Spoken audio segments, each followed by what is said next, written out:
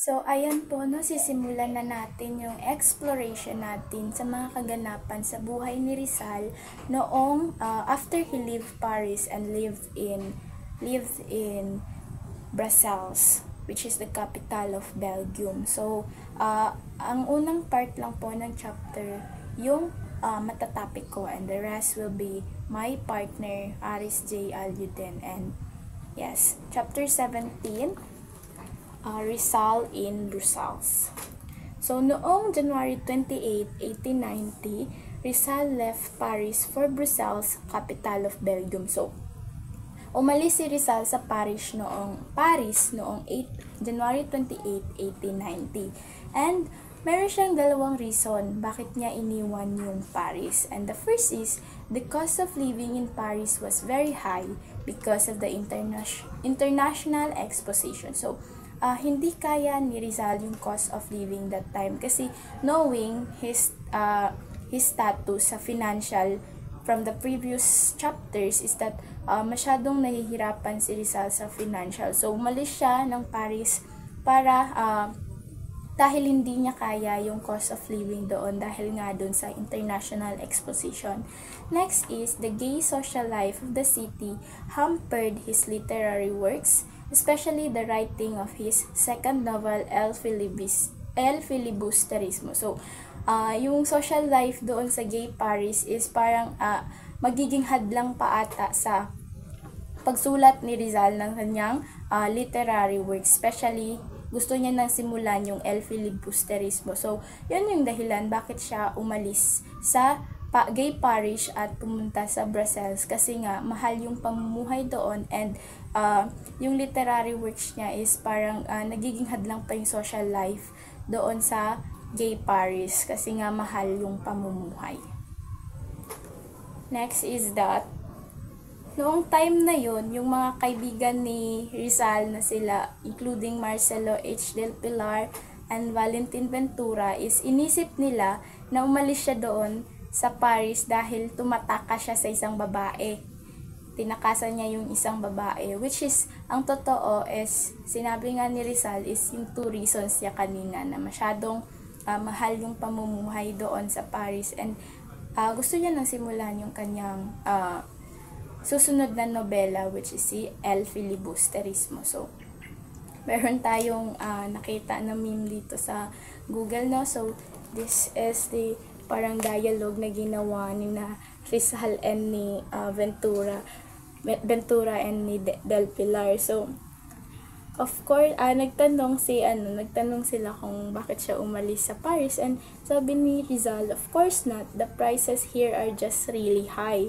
Okay then, sabi ni Del Pilar, and then, well then, you can stay in my place without paying any rent. So, nag-offer si Ventura na doon na lang siya magstay sa kanya, na hindi siya magbabayad kasi nga, high cost talaga. Nagka-cost talaga yung mahal talaga yung pamumuhay doon. But then, Rizal is Rizal. Sinabi niya, thank you, but no thanks, my friend. So, umalis na lang siya sa Brussels at pinagpatuloy niya doon, or sinimulan niya doon yung paggawa niya ng El Filibusterismo. So, let's proceed sa life ni Rizal in Brussels. So, si Rizal is sinamahan ni Jose Albert. Si Jose Albert yung kasama niya nung papunta siya ng Brussels, and nagstay siya doon ng ilang lang. Hindi siya nagtagal doon. Then, pag alis ni Jose Albert is pinalitan siya ni Jose Alejandrino na isang engineering student. So, si Jose Alejandrino yung nakasama ni Rizal sa stay niya doon sa Brussels after umalis ni Jose Albert. In Brussels, Rizal was busy writing his second novel, so which was continuation of Nolly. He was never idle even for an hour. So, nung yun na nga yung sabi ko kanina sa inyo, no, nung nasa Brussels na si Rizal is hindi na talaga siya nag-waste ng time para magsimula na gawin yung kanyang susunod na nobela, which is yung continuation ng Noli. And alam naman natin na yung continuation ng Noli is yung El Filibusterismo. So, aside from writing its chapters, he wrote articles for La Solidaridad and the letters to his family and friends. So, knowing Rizal na marami siyang pwedeng kayang gawin and parang hindi siya pwedeng, hindi magiging productive sa isang araw. So, aside from his writing sa chapters ng susunod niya ng nobela, which is yung El Filibusterismo, is he also wrote articles for La Solidaridad and the letters to his family and friends. So, nagkaroon din ng ambag si Rizal sa La Solidaridad, and later itatakil natin yung mga articles na yon and mga sulat sa kanyang mga kaibigan at pamilya. And para naman sa recreational activity ni Rizal is he had gymnastics at the gymnasium and target practice and fencing at the armory. So, ayun, besides sa paggamit niya ng utak, is meron pa rin siyang physical na ginagawa, which is yung pagpunta sa gym at paggamit ng armory. Ito yung sulat ni Rizal sa kanyang kaibigan na si Antonio Luna. I go to the clinic, I read, I write, I go to the gymnasium and to the armory. Speaking of shooting, I am sending you a targeting 10 bullets holes. It was 7.5 meters from me. At 25 meters, I can put all my shots into a 20 centimeter target. So, sada all ina-update, no? So, si Rizal is sinulatan niya si Antonio Luna sa mga kaganapan niya no habang nandun siya sa Brussels. And sinasabi niya dito, aside sa sa pagpunta niya sa clinic at physician siya, paggawa niya ng nobela, pagsulat niya ng article sa La Solidaridad, is meron din siyang recreational activities. And eto na nga yung nilalaman ng letter niya sa kaibigan niyang si Antonio Luna. So, speaking of Rizal's frugality, Jose Alejandrino, his roommate in Brussels, said, so ito na naman yung sinabi ni Jose Alejandrino, yung kanyang roommate or kasama niya sa Brussels. In Brussels, we took our meals in a house, and Rizal on one occasion suggested that we eat pancit. We were spending so much a day, and so we spent one day's appropriation for the purchase of the necessary ingredients. It seems, however, that he committed an error in his calculations this time, for we spent 2 days appropriation and the pancit came out more than what we intended to have. In order to remedy the error, we were compelled to have pancit for lunch and supper for 2 days. So, parang in-update or sinulat ni Jose Alejandrino dito na nagkaroon ata ng calculation si Rizal kasi ang kinain nila, ang suggest nila is kumain sila ng pansit, and then parang nagkaroon ng error doon sa kanyang calculations. Magaling, no? Pati pagluto ng pansit mayroon siyang calculation. So, sana all Rizal. So, in order to remedy the error, we're complained to have pancit for lunch. So, for lunch, yung pancit yung kinakain nila. And sa dinner, for 2 days. So, pancit lang sila for 2 days. So, let's move on to the Rizal's articles in La Solidaridad. So ayun. Moving on to our next topic. Among his splendid articles is ito na po yung ambag ni Rizal sa La Solidaridad, yung mga nasulat niyang articles, and we have 10 articles here. So, among his splendid articles which appeared in La Solidaridad from 1889 to 1890 were the following. First, we have the La Verdad para Todos, which means the truth for all. So, it was issued on May 31, 1889, and ito po yung unang article na nasulat ni Rizal sa La Solidaridad. And this article was written para sa mga katutubong native or native na local na para ipagtanggol ni Rizal, kasi nga tinutuligsa sila ng mga Espanyol, and according sa mga Espanyol is isa silang mga alila at mga ignorante or mangmang, which means tinatawag siya dating idiots or Indios. That's it. Indios yung tawag ng mga Espanyol sa kanila. So, sinulat ito ni Rizal para sa mga katutubong Pilipino or native locals. Next, we have the Verdades Nuevas, which means new truths in English, and it was on July 31, 1889. So, ito yung article na to is sinulat bilang sagot ni Rizal sa liham ni Vicente Belloc Sanchez na inilathala noong Hulyo 4, 1889 sa La Patria, isang pahayagan sa Madrid. Tinugunan ni Rizal ang paratang ni Sanchez na ang pagbibigay ng mga reforma sa Pilipinas ay sisira sa diplomatikong pamamahala ng mga praileng Katolika. So, etong artikulo na ito is sagot ni Rizal doon sa liham ni Vicente Belloc Sanchez, which is tinugunan ito ni Rizal na yung paratang ni Sanchez na yung pagbibigay ng reforma sa Pilipinas ay sisira sa mga pamamahala ng mga praileng Katoliko. So next is we have the una profanation or a profanation. Ito naman is nung July 31 din, 1889. So nagsabay ata dito si Verdades Nuevas pati si una profanation. So, a biting attack against the friars for refusing to bury Mariano Herbosa in the Catholic cemetery because he was a brother-in-law of Rizal. So, dito, sinulat to ni Rizal kasi pang-attack siya against sa mga friars kasi nirefuse nila na ilibing si Mariano Herbosa sa Catholic cemetery, which is si Mariano Herbosa is yung brother-in-law ni Rizal. So, asawa po ito siya ni Lucia. So, ito yung naging dahilan or ito yung likod ng article na sinulat ni Rizal sa La Solidaridad. Next is we have differences or differences. Ito naman is noong September 15, 1889. So, dito is tinutulan ng artikong ito ang may kinikilingan na artiko na pinangmagatan mga lumang katotohanan na inilimbag sa La Patria noong Agosto 14, 1889.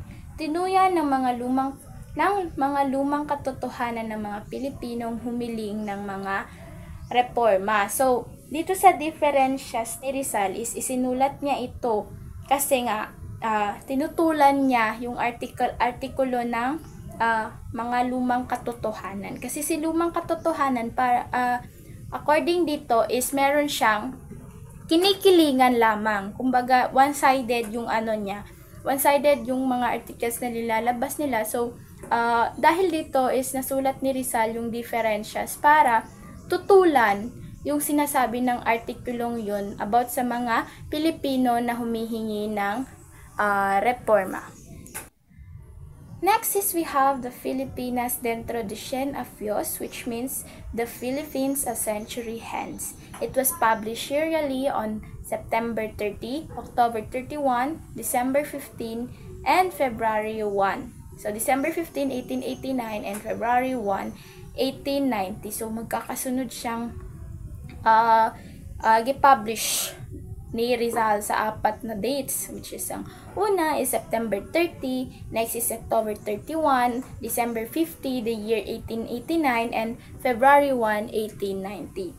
It contains a prophecy that someday the Filipino will rise in revolution against Spain and win their independence, but later the Philippines shall come under the rule of United States. So, dito sa article na to is nakalagay na nilagay ni Rizal dito na someday makakalaya din yung mga Filipino doon sa pang-aabuso or pamamahala ng mga Espanyol, and later on mag-rule siya sa United States. So parang nahuna-huna na ni Rizal, no, kumbaga sa Bisaya na nahuna-huna, naisip niya na yung susunod na hahawak or mamamahala sa mga Filipino is yung United States.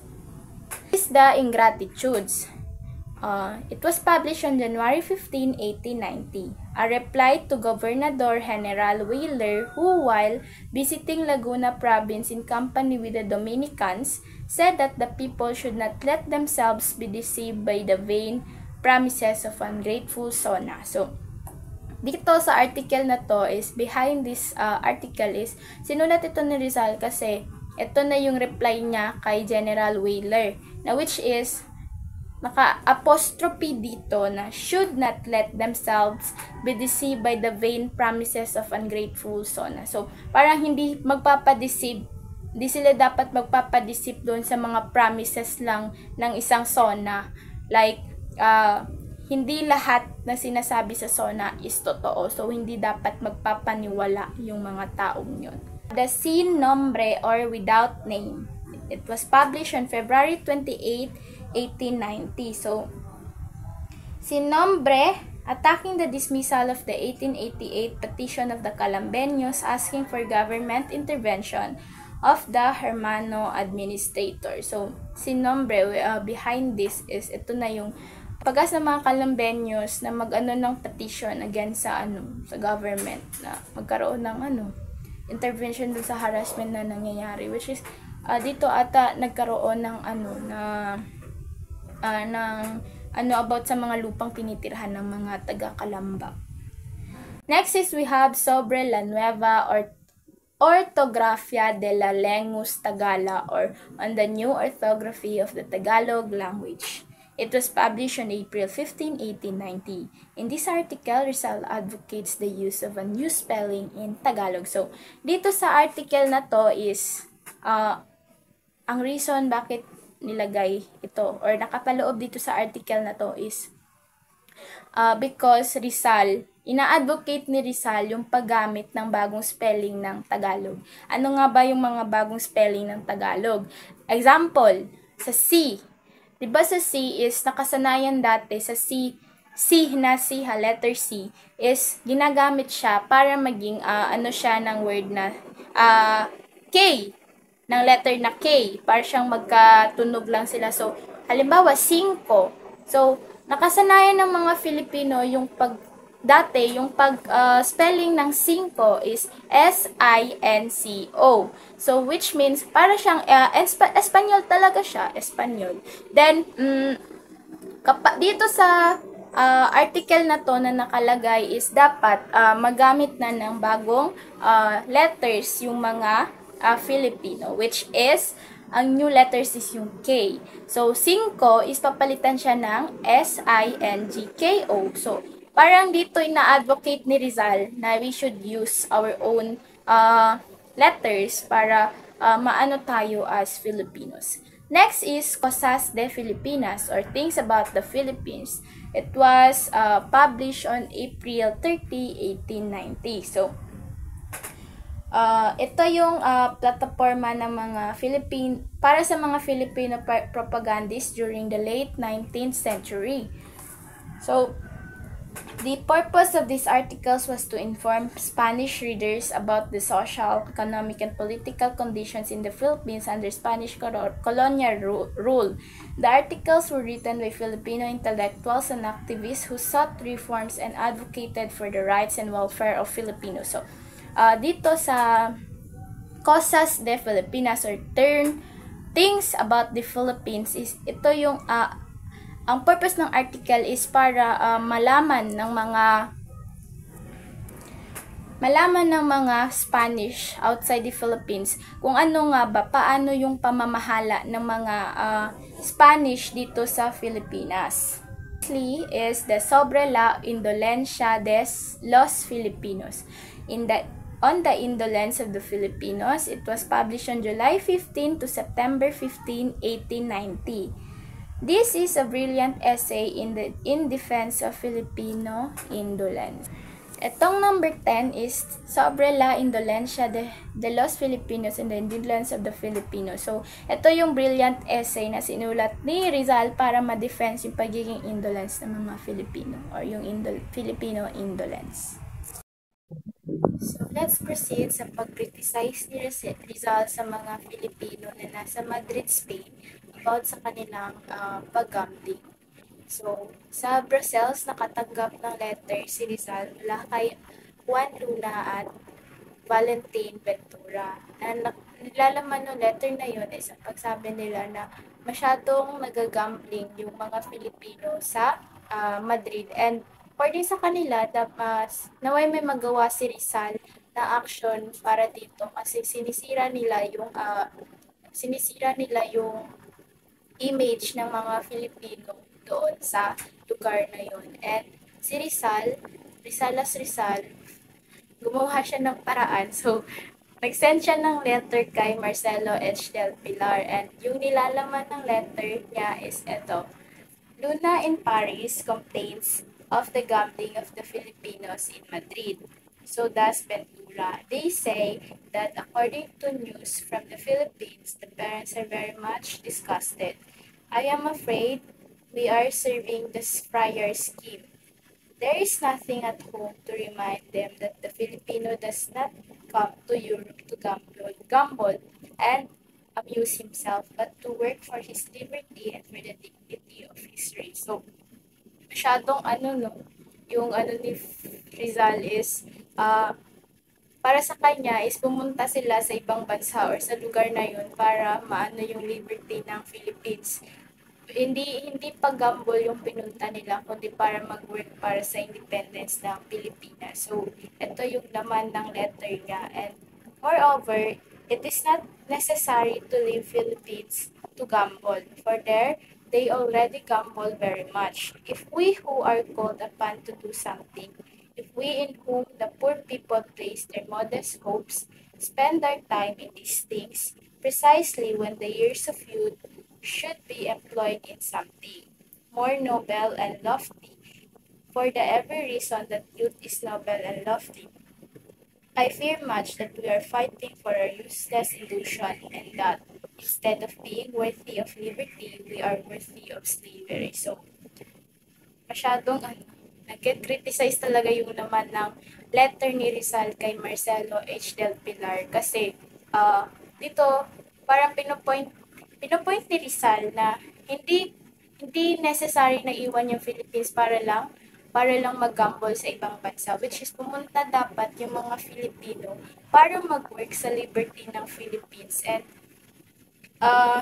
we are worthy, sabi niya pa, instead of being worthy of liberty, we are worthy of slavery. So, according sa kanya, yung pag-gamble is mas lalong madagdagan yung pagkaano sa slavery ng mga Filipino. So upon knowing the moralizing of Rizal, yung mga Filipino na nagagambol doon sa Madrid is nagalit sa kanya. Masyado silang nagalit, and di ba nga yung nickname ni Rizal is Pepe. So instead of calling him Pepe, is tinawag siyang Papa or Po.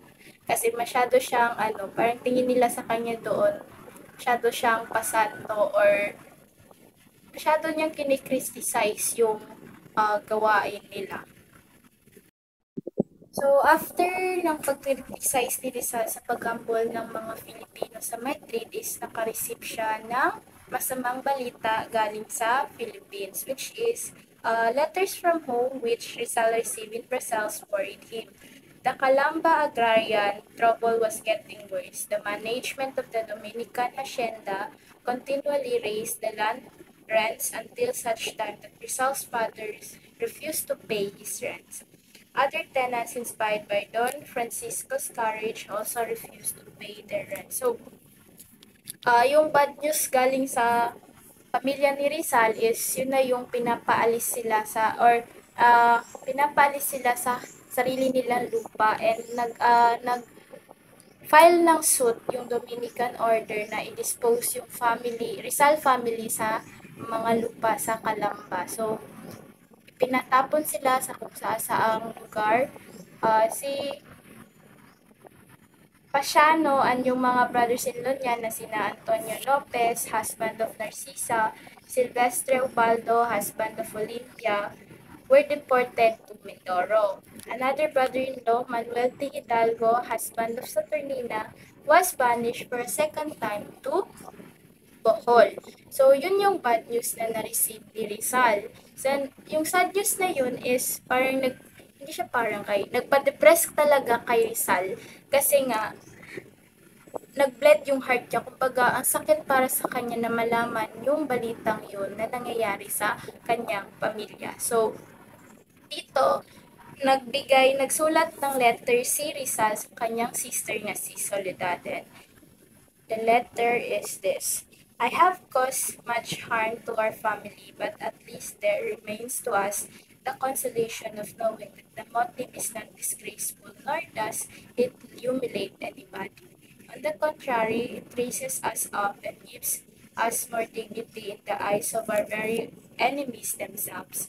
To fall with the head high and the brow serene is not fall, it is to triumph.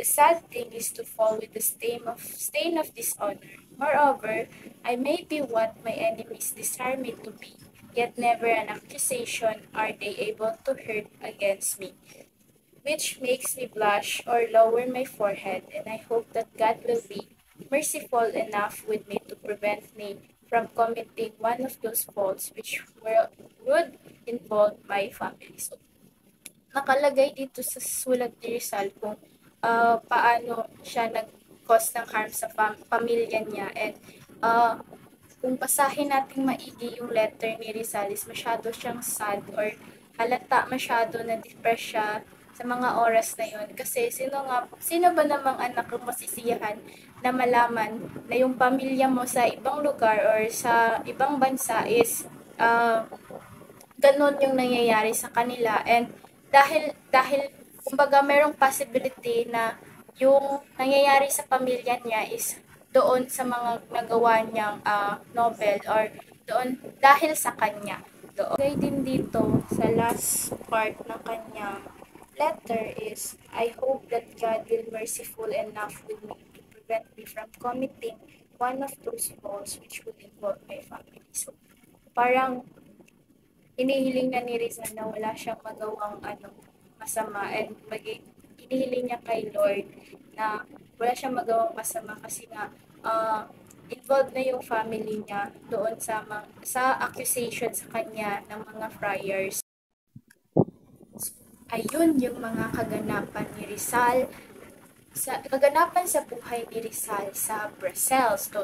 To sum it all, first is pumunta si Rizal sa Brussels dahil sa dalawang reasons. And yung reasons na yon is, una is masyadong costly yung pamumuhay sa Paris, and knowing Rizal, yung mga financial status niya sa previous chapters is masyadong low. And then next is masyadong parang magiging hadlang pa ata yung social life sa Gay Paris paggawa niya ng literary works niya. So, kasi need niya talagang simulan yung susunod na nobela niya, which is continuation ng Noli Me Tangere, and ito yung El Filibusterismo. And then, akala ng mga kaibigan niya na yung paglipat niya sa Brussels is yun yung dahilan bakit is yung takas niya or pag-ano niya sa babae, which is the truth is yung dalawang reasons na binigay niya. And then, nagkaroon din dito nalagay din na nagkaroon siya ng ambag sa La Solidaridad, which is meron siyang 10 articles na nabigay. And then next is yung criticize niya sa mga Filipino sa Madrid na nagkagamble, and tinawag siyang Papa or Pope instead of Pepe. And then next, yung bad news na na-receive niya galing sa kanyang pamilya sa Pilipinas. And dahil sa bad news na yon is na-depress siya, and nagkaroon siya ng depression that time, and nagsulat siya sa kanyang kapatid na babae na si Soledad, and sa nilalaman ng sulat na yun is masyadong malungkot, and halata masyadong depressed siya. And sa next na topic is malalaman natin kung ano yung kasunod na nangyari dito sa pagiging nasa depressed stage kasi si Rizal dito So, malalaman natin sa next na topic, which is madidiscuss ng partner ko na si Aris J. Aluden, and ayun lang.